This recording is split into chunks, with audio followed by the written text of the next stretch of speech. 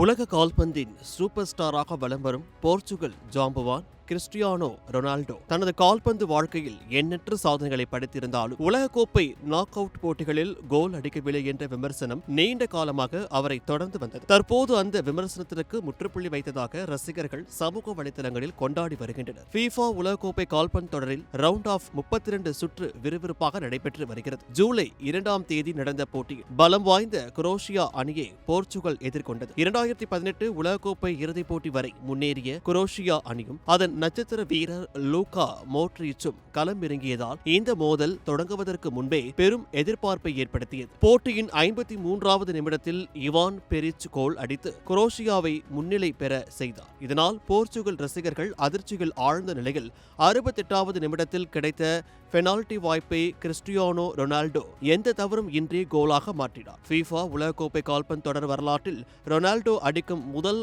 கோல் இதுவாகும். மாதந்தோறும் first Sunday அன்று கிரியாஸில் நாம் வாங்கும் அனைத்து பொருட்களுக்கும் எக்ஸைட்டிங் ஆஃபர்ஸ் அண்ட் கிஃப்ட்ஸ். சுமார் 20 ஆண்டுகளாக உலகக்கோப்பை தொடரில் விளையாடி வரும் ரொனால்டோவுக்கு இதுதான் முதல் கோல் என்பதால் அந்த கோல் ரசிகர்களிடம் பெரும் உணர்ச்சி வெள்ளத்தை ஏற்படுத்தியது.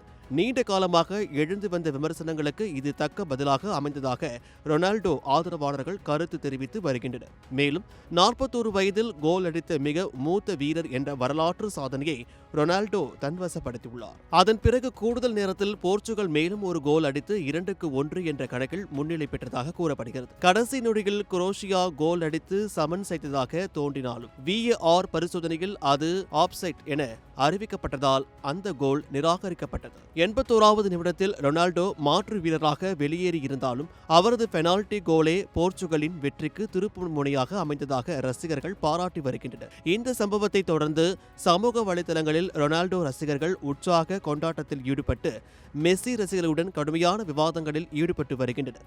கால்பந்து ரசிகர்களிடையே இந்த விவாதம் தற்போது தீவிரமாக பேசப்படும் தலைப்பாக மாறியுள்ளது.